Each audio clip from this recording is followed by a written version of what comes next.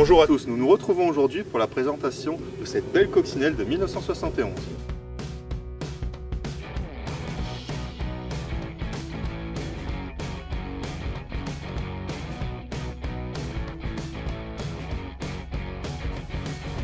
Alors cette coccinelle de 1971, elle a été restylée en 66 avec un look californien. Elle est légèrement rabaissée, elle est équipée d'un moteur 1600 double admission. Parle-nous un peu de cette belle mécanique, Thibaut.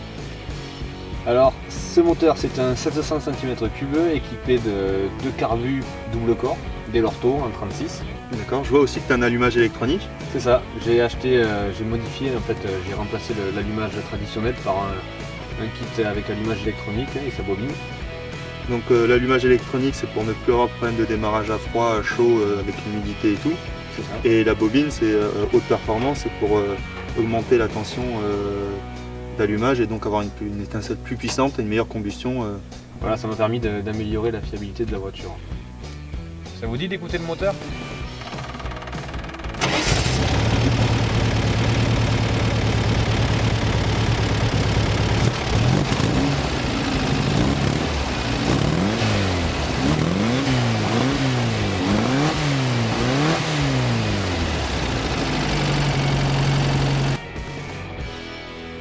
Bon, bah maintenant on va faire un tour.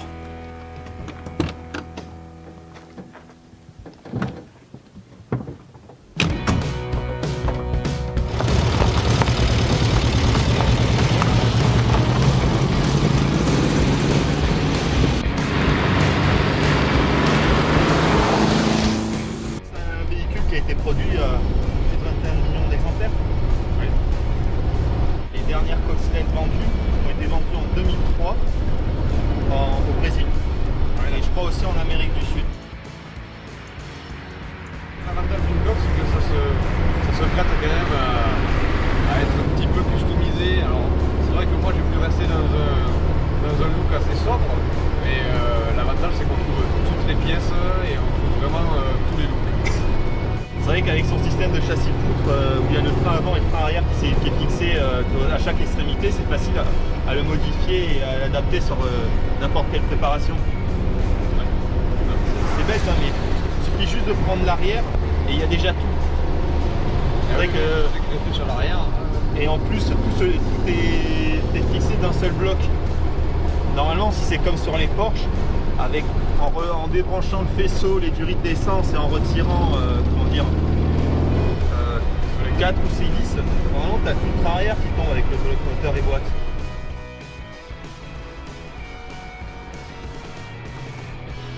Cette voiture a été refaite de A à Z.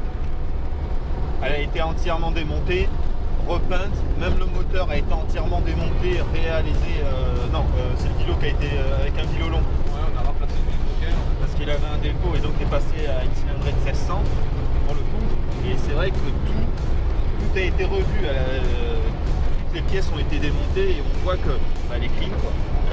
Après il y a toujours un petit défaut. Voilà, le volant, pour l'instant tu n'as pas réussi à en trouver un d'origine, mais sachez que tu vas le changer à l'avenir. On a même refait la sellerie pour qu'elle soit en adéquation avec la carrosserie. La sellerie on sent qu'elle est de qualité parce que malgré que tu fasses sur une petite route de montagne un peu défoncée, on est bien. On rebondit, mais les sièges on a fait patate cul. On est content des fauteuils. On est dans une populaire et tout, et pour ces années-là, même plus tard, les voitures, on était beaucoup plus tassés à l'intérieur. Là, même si tu fais 2 mètres, tu as de la place au-dessus. C'est spacieux. Là, tu voyages avec 4 personnes, tu n'es pas à l'étroit, bon, tu n'as pas un énorme coffre à l'avant, mais tu es bien. Après, moi, j'aime bien le style vraiment épuré de la coccinelle au niveau du tableau de bord. Il n'y a pas de chichi, tu as juste un compteur, tu as 3 boutons et une boîte à gants. C'est assez simpliste. Et perso, j'aime bien le levier de vitesse que tu as installé. Ouais, Il est agréable. Il est ergonomique.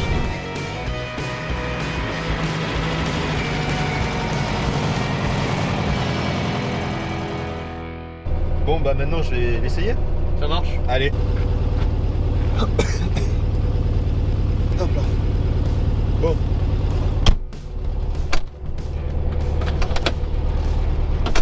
Et l'habitude de chercher la ceinture en haut. Ça. Bon, c'est vrai que par contre, au niveau sécurité, ces ceintures, c'est pas le top. Hein. Ouais. Mais bon, c'est ce qui fait le charme. Ah ouais, c'est drôlement vif quand même. Hein. Ouais. Non mais c'est vrai. Parce que toi, c'est vrai que je te connais, à part avec certaines voitures, ce type de véhicule-là, t'aimes bien les conduire de manière un peu souple. Ouais, pour moi c'est une vieille mamie. Hein, Oui. Mais mine de rien, quand même, ta vieille mamie, elle en voit un peu quand même.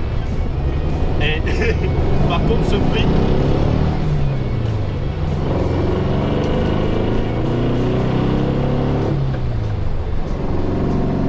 Il est magnifique. Toi, elle est d'origine. Oui. Elle n'a pas été démontée. Non, non, elle est entièrement d'origine. Donc elle est de 71. Elle est un petit peu de jeu, mais je pense que ça vient plus de la commande que de la. Comment dire, que de la boîte en elle-même, mais on sent que ça tombe direct. Par contre, c'est vrai qu'au niveau des pédales, c'est assez surprenant. C'est que la pédale d'accélérateur, elle est tellement éloignée des autres pédales pour aller chercher la pédale de frein, moi qui ai des grandes jambes. T'es obligé de remonter C'est ça. Au niveau largeur, c'est vrai que j'ai pas fait gaffe en partant. Elle est pas large. Ouais, c'est ce que j'allais dire. C'est que je touche la portière de l'autre côté sans forcer. Donc c'est vrai en plus que sur les petites routes, cette voiture, elle doit pas être. Sur les petites routes, c'est une voiture qui doit être assez facile à manier. C'est pas comme certaines voitures où c'est tellement large que dès que tu croises quelqu'un, tu serres les fesses. Par contre, c'est vrai que le volant, c'est un peu dommage. Même au niveau du toucher et tout, je le trouve. Il est correct, hein, mais il est pas ultra agréable. C'est vrai que j'aurais eu envie de toucher ce volant mythique un peu. Il a un look vraiment particulier. Pareil, en même temps qu'il écoute une bagnole avec un freinage où il faut pomper, c'est drôle quand même. Mais dans les ronds-points un peu humides et tout, t'as déjà eu des coups de raquette? Non, ça aurait tendance à partir de devant à cause d'un train avant beaucoup trop léger. Ah, ça, je pense que c'est comme beaucoup de voitures comme ça, avec les moteurs à l'arrière, donc les R8, R10, Alpine A110. Tu as besoin de donner un petit coup de frein pour faire un transfert des masses à l'avant avant de tourner.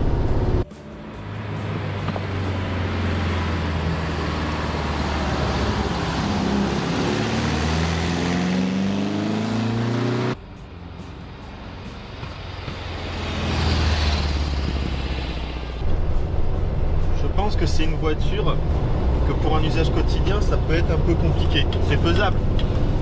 Après, c'est une question de volonté, hein. Mais ce n'est pas la plus pratique. Et je la vois plus comme un usage du week-end, samedi, dimanche, une fois la semaine, de temps en temps pour se faire plaisir l'été pour aller au taf. Mais moi je pense le contraire, tu vois. Je pense que c'est des voitures, si tu fiabilises, que tu changes pas mal de pièces, tu peux te permettre de rouler tous les jours avec sans problème. C'est sûr, ça consomme un peu, mais bon, c'est... Sur le côté fiabilisé, ça oui, il n'y a pas de souci. C'est le genre de voiture, je suis sûr, tu prends, tu te fais une semaine à traverser la France, aller à faire des hôtels, même prendre une tente et aller dans des campings et tout, ça peut être très sympa et tu n'auras pas de souci.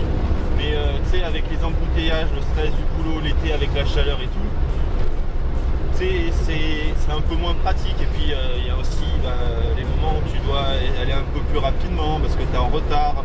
De temps en temps, tu arrives, tu n'as pas la place pour te garer, donc tu te gares où tu peux. Et moi, je trouve que ce serait dommage pour un véhicule comme ça, il s'y prête un peu moins. Ouais. Après, au niveau confort, hein, tu prends une Logan qui n'a pas d'option, hein, il vaut mieux prendre une coccinelle. Oh, les sièges, c'est différent.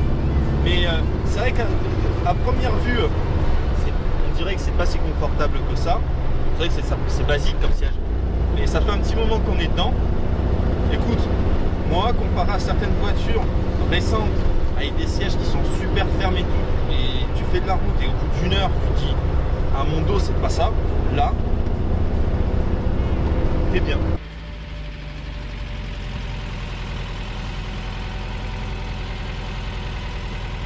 Merci pour cette petite balade. C'était un plaisir. Si vous avez aimé la vidéo, mettez un pouce bleu en bas. Si vous voulez voir d'autres vidéos, n'hésitez pas à vous abonner. Et à la prochaine. Bye bye.